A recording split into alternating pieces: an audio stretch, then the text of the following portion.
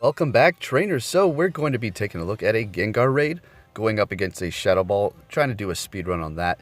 And we also have some new 3D models, which we're going to be taking a look at, as well as a possible new shiny coming into Pokemon Go very soon. It was found within the network traffic over on Trails' Twitter. We'll be taking a look at that. And then going up against a Sharpedo raid using these little guys here, Pachirisus, to see how well they can perform. Now, this was just silly. If I power them up, obviously they can do better, and switched up their moves and all that stuff. But anyways, let's go ahead and get into this. Okay, so we're over here on Trails' Twitter. We're going to look at the new 3D update for the models, as well as this shiny Tangela. I'm going to be putting the Pokemon in the list in order so you can see them as well. Now, I did notice a few of these Pokemon beforehand that this was announced and everything that were kind of different. For one, the Hitmonchan was lighter, and same with the Ditto. Everything else I never really used too much, so I didn't really see it. But definitely the Hitmonchan, I noticed that a while ago. Same with the Ditto. Although the Ditto does have some sort of like blue outline tint to it now. I know its shiny variance is blue, so maybe that's some sort of hint, or they're kind of making it just look that way. Who knows? So the 3D model update is going to be Ekans, Paris, Venomoth, Machoke, Tentacruel, Farfetch, Ghastly, which they did release the Ghastly shiny variants in the game, so you can find that in the wild as well as the research tasks. They did mess up on it for a minute, but they updated it later on and got it correct. Alright, then you have Hitmonchan, Lickitung, Coughing, Wheezing, Tangela, Ditto, Zapdos, Quilava, Marill, Marowak, Slowking, Girafarig, and Heracross. And then there is the Tangela 3D model, so you can see it. It's green, so makes sense that they would probably drop that soon, because hopefully we're going to be getting the Gen 4 evolutions from previous generations, like Gen 1 and 2. For example, Tangela into Tangrowth. So they're trying to give us the shiny variants for that as well. That'd be great. So we can only hope and see what they have coming. I honestly think we're going to see a lot of Gen 1 shinies coming in probably soon. I'm not going to say a mass release, but more frequent, just like they're kind of doing now. Really pushing those out there. Not only is it giving players incentive to go out and tap everything and kind of want to grind to find these shinies, but it's kind of just knocking them out, because if they were to release them the way they were before, it would be 40 years or something before we had all the shinies.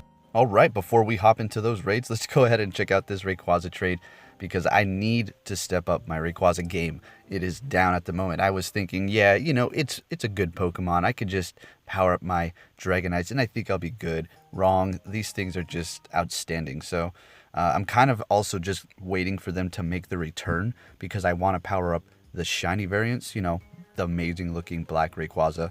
So I'm just waiting for that moment to release them again, because where are they? And same with Groudon, because we got Kyogre shiny variants a while ago, but where is Rayquaza? Still waiting on that shiny. That's when I'm going to go crazy on those raids and power them up as well. Try to get a team of 6, because they're just a necessity. You need them. I can't do the Giratina currently because of that reason. It's crazy. The first legendary raid I'm unable to duo. That's duoable, technically. All right, not including Mewtwo, because that was actually able to be done with Psycho Cut and Focus Blast if you had all Shadow Claw and Shadow Ball Gengars. But it's just the opportunity never arose for us to have that moveset and, you know, have people available to do it. So here we go. We're going to do a speed run. Now, I could have possibly maybe have gotten a little bit of a better time, but this was a one and done. I had no shadow hits. Everything went fairly smooth. You might see me take a few hits after I've tried to dodge with my confusion, but at the end of the day, I still am in control, and I know what I'm trying to do. I know what I can get away with, and honestly, if I do take those hits, it's just going to help me get more damage onto that Gengar, because it's charging up my Shadow Ball quicker, right? So, yeah, that Shadow Ball does hurt a lot, even coming at Mewtwo. So full health, look at that, all the way down to about 25%. But as you can see, I was able to get off more Shadow Balls because of that. And if you're going to dodge everything, you're not going to get the best time you can get. All right, if you can survive the whole time with your team there and are able to take the majority of the charge moves coming from that raid boss, then just tank right through. Yes, you may have to dodge here and there just to help you with your survivability, but Yeah, this is my last one, the Gengar going in here, finishing it off at 70 seconds. And that is with Shadow Ball, guys. I mean, that's pretty good. So if you have a better time, let me know so I can try to beat it. Like I said, I did go in here and one and done. I wish it worked that well every single time, because usually I'm sitting there for about 30 minutes or so, the whole duration of the raid, trying to get the best time I can get, solely because the raid is just lagging, shadow hit, and all that stuff. So it was nice, one and done, felt great, and I was able to move along and try to find some more raids. So up next, we're going to be looking at the Sharpedo Raid using the Pachirisu, which is, I wouldn't say regional to Alaska, but our area. It's nice, we finally have one.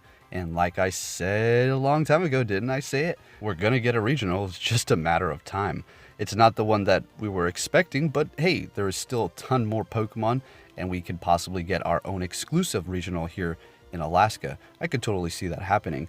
And if you don't have one for your area quite yet, just remember how many generations of Pokemon and Pokemon there are still not yet released in Pokemon Go. I would, put some money down that you're possibly going to get one in your area eventually. All right, depends on where you live. Don't put it in the comments some crazy place and I'm like, oh, well, I mean, okay, not that place. But for the majority of other areas of the world, I would assume as more generations come out that regionals in your area will probably start springing up. So as you can see, the Pachirisu is not performing too well, although the first one did have Volt Switch, a couple of them did, and that's not ideal for attacking whatsoever. It's super slow, but if I had, say, a full team of these powered up, do you think I can take it out? Maybe if I wasn't dodging and I was attacking straight through, they might be able to pull it off. But I'm about to back out here because guess what? This raid is now over. Yeah, if I back out, I will lose my raid pass and my time. So I said, no, I'm not going to do that. I'm going to go in here with Machamps and just clear it up. Because, well, Machamp just can destroy this thing. I'm going to try to go for a 1 Machamp to take out a Sharpedo. I don't know if I'm going to have to use Cloudy Weather under that situation, but we'll just have to see. Should be fun. I remember trying to do it before when they were here a while ago, but I kept getting shadow hits and they disappeared by the time I could actually conduct a real one. So I'll see what I can do this time around. Anyways, trainers, with that said, I hope you enjoyed this video. Make sure you are prepared for Cyndaquil Day tomorrow. And it's not the fact that the Cyndaquils are amazing, because that's not even it. It's the 6 times Stardust if you have a star piece on, because it's going to stack, and that's going to be for catching, remember, okay? So, wow, and if you have weather boosted Pokemon, whoo-wee, are you kidding? Oh my goodness. Forget the Cyndaquil. Well, actually, don't forget anything. Catch all the Pokemon you see, literally. That's what you're going to want to do. And don't forget that your research tasks are going to be knocked down to 100 if you are beyond that. So tomorrow would probably be a good day to collect those. Try to find a time to do that. And you have until the 11th to clear out your stacked Pokemon. And I saw a question saying, well, I thought we can only hold 3 research tasks. How can we have over 100? Well, if you collect a Pokemon, say you did something 3 curve throws and it's a Pokemon, you tap on it and then you run away, those Pokemon will stack up.